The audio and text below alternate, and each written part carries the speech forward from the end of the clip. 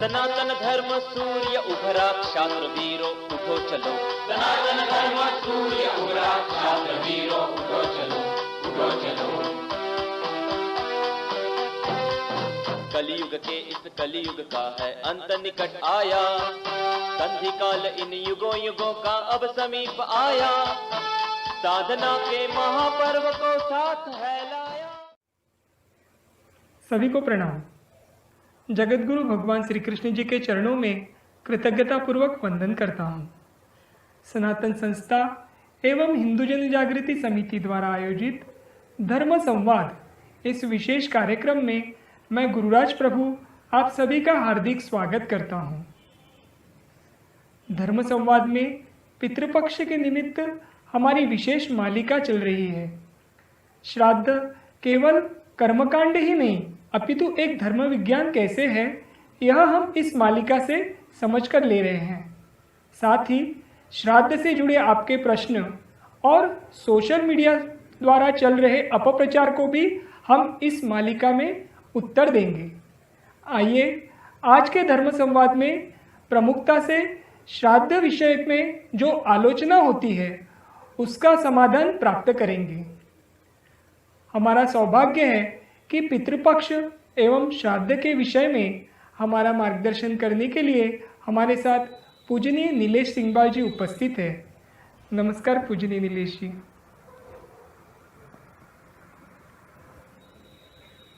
आज के धर्म संवाद का प्रारंभ करने से पूर्व हम पूजनीय नीलेश जी का परिचय समझकर लेते हैं।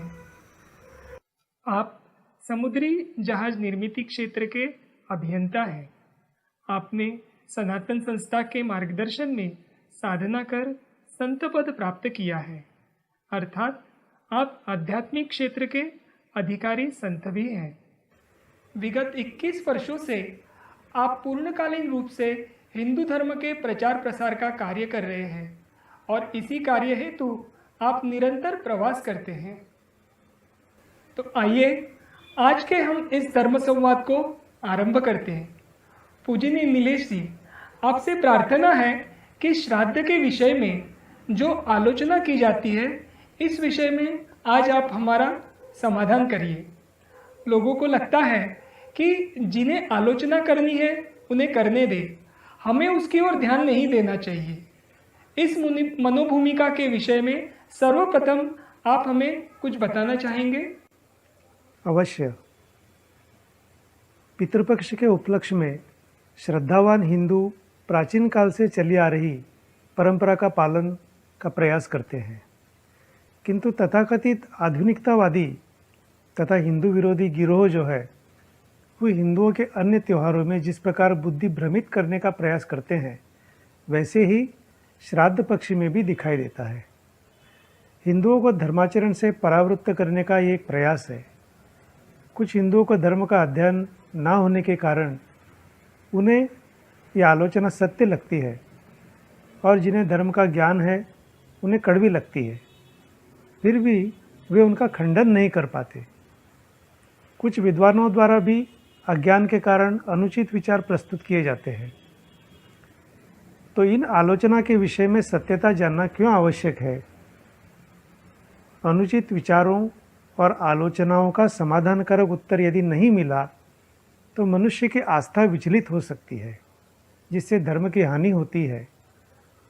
और ये धर्म हानि टले इसलिए इस प्रकार की आलोचना पर धर्मशास्त्र समझ लेना अत्यंत आवश्यक है।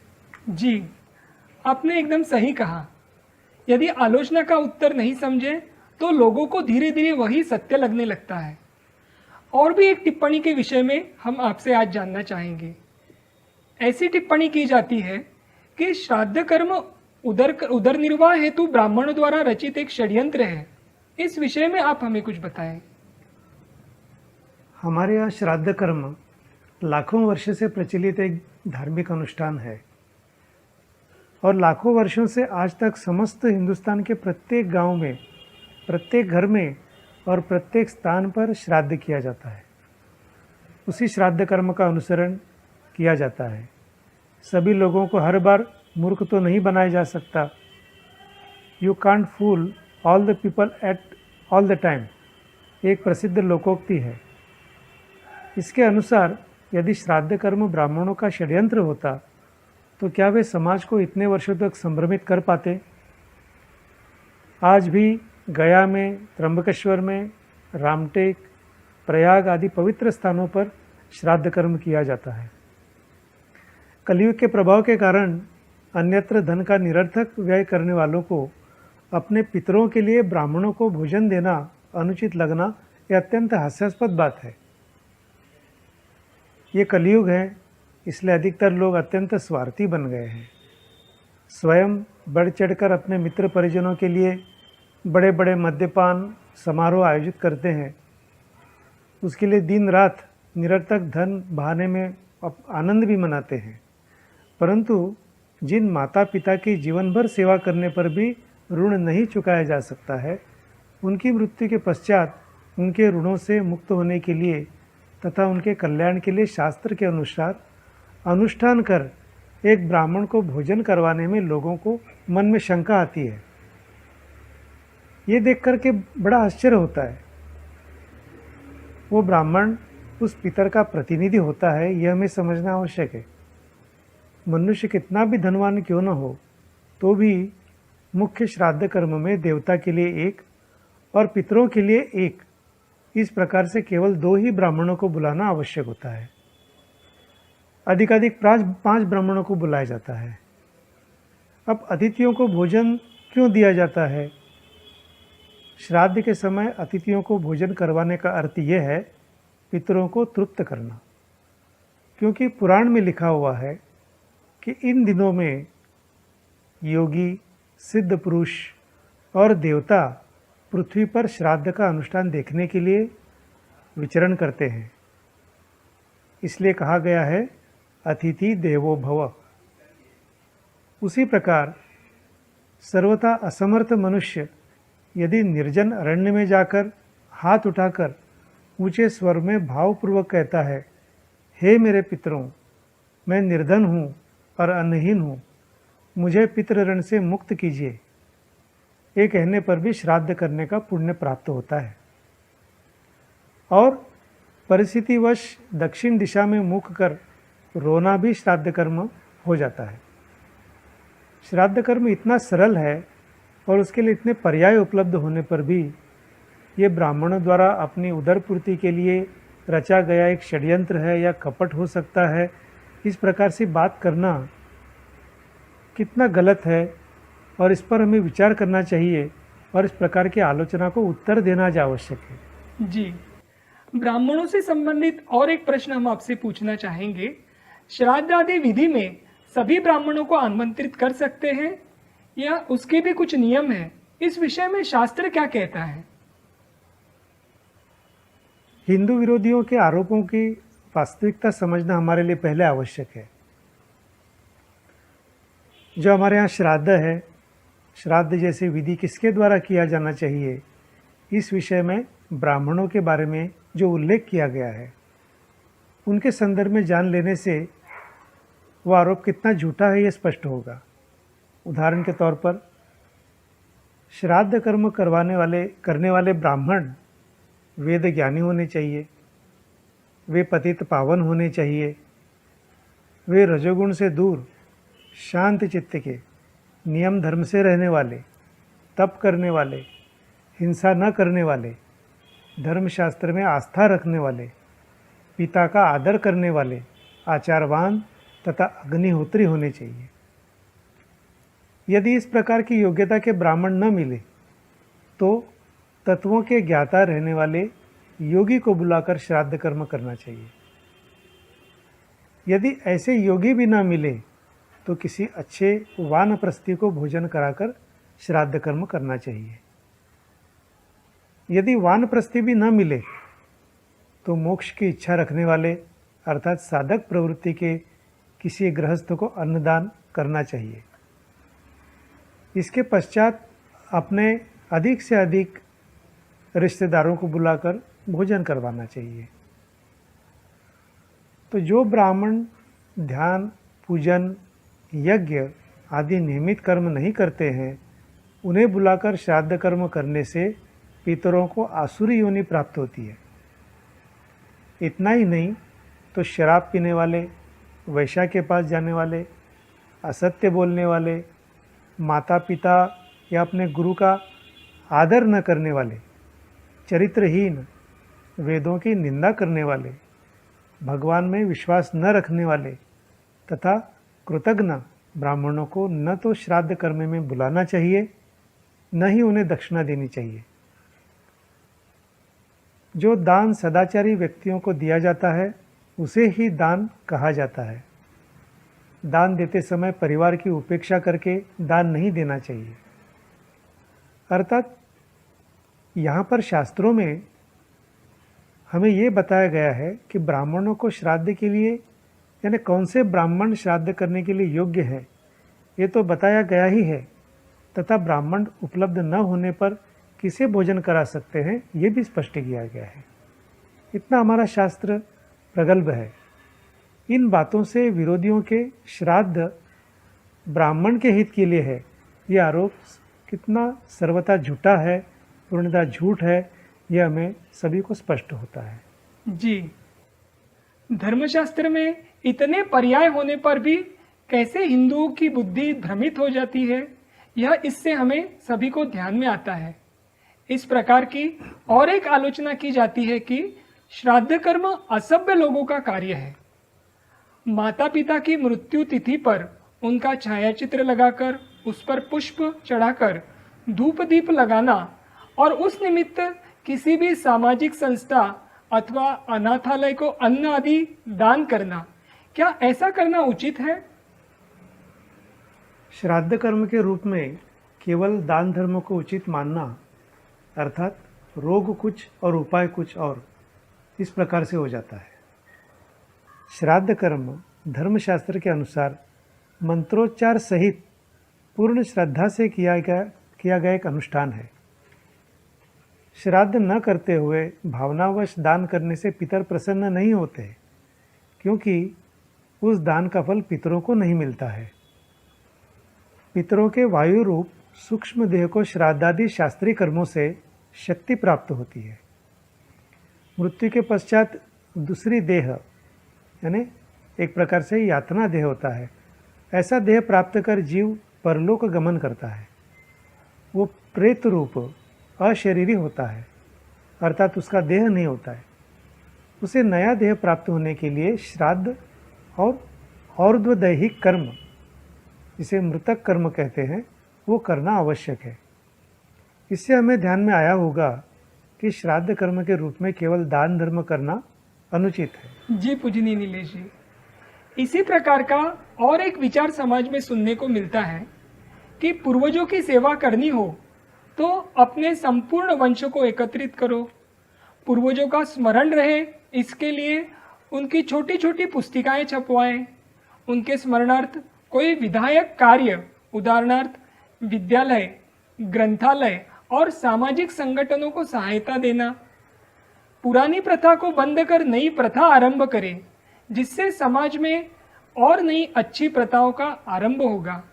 इस विषय में भी आप हमें कुछ बताइए। छोटी छोटी पुस्तकें छपवाने अर्थात सामाजिक कार्य करने पर किसी को आपत्ति तो नहीं हो सकती है, किंतु उसके लिए श्राद्ध विधि को छोड़ना ये कौन सा तर्क है?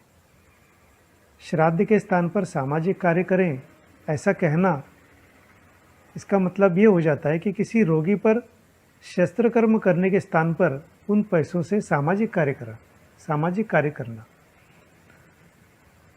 ऐसा कहने जितना हास्यास्पद है। अध्यात्म अनुभूति का शास्त्र है। उसकी अनुभूति लेने के लिए इस विधि को श्रद्धा के साथ हमें करना चाहिए। वो न करते हुए इस सूत्र को भटकाते रहने का अर्थ चीनी का स्वाद न लेकर चीनी की मिठास क्या होती है ये प्रमाणित करने जैसा है।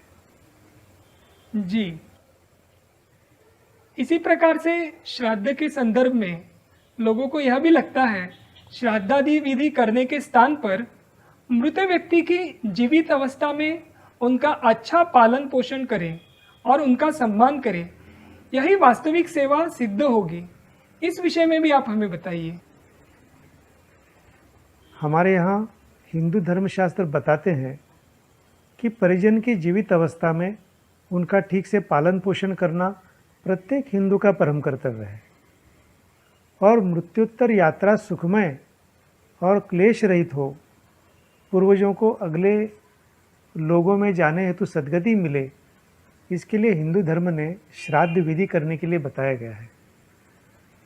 कहीं पर भी वयस्कों को जीवित अवस्था में कष्ट पहुंचाओ और उनकी मृत्यु के पश्चात उनका श्राद्ध विधि करो, ऐसा नहीं बताया गया है।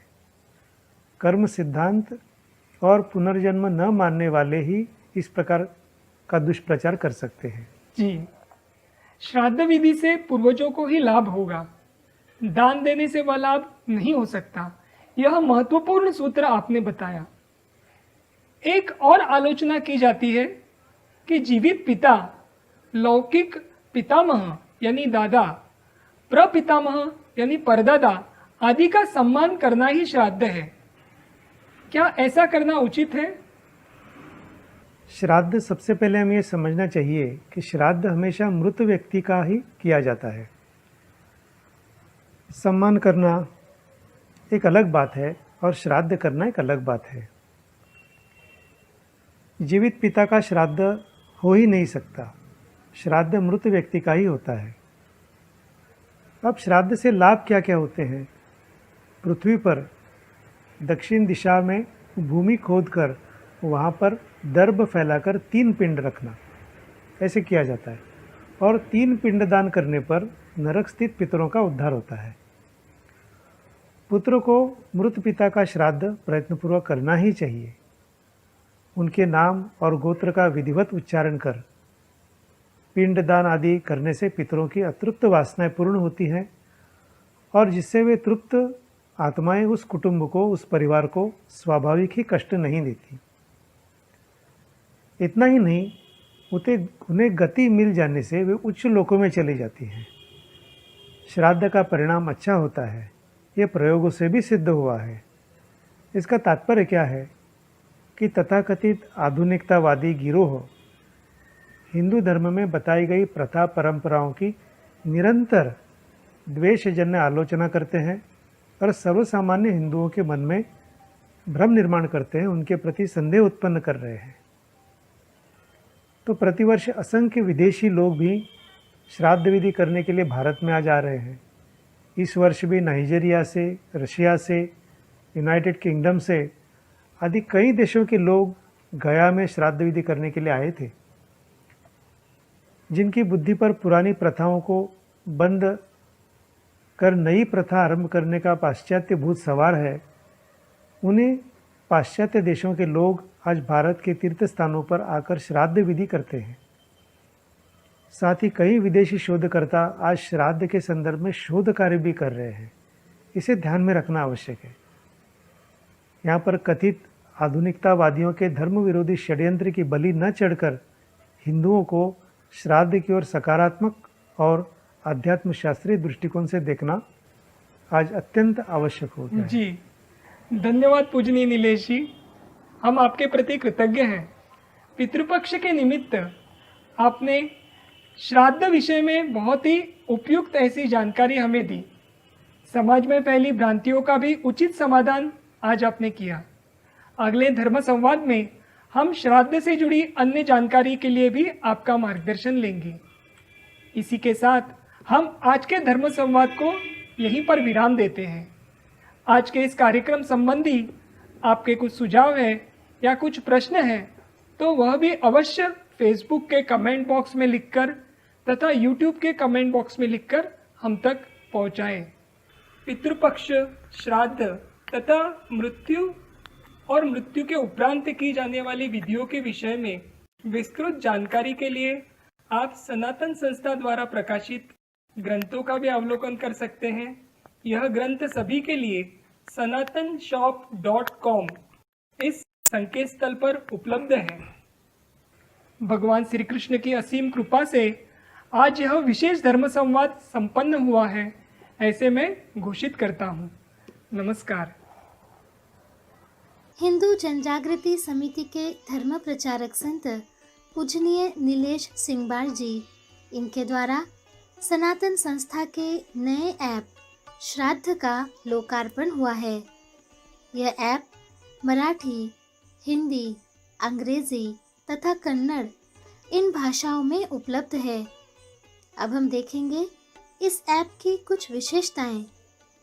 श्राद्ध के विषय में शास्त्रीय जानकारी देने वाले लेख, श्राद्ध के संबंधी विविध वीडियोस, भगवान दत्तात्रेय पर आधारित लेख, दत्तात्रेय देवता का नाम जप ऑडियो। तो आज ही डाउनलोड कीजिए श्राद्ध का ये ऐप। गूगल प्ले स्टोर पर ये ऐप बिना मूल्य उपलब्ध है।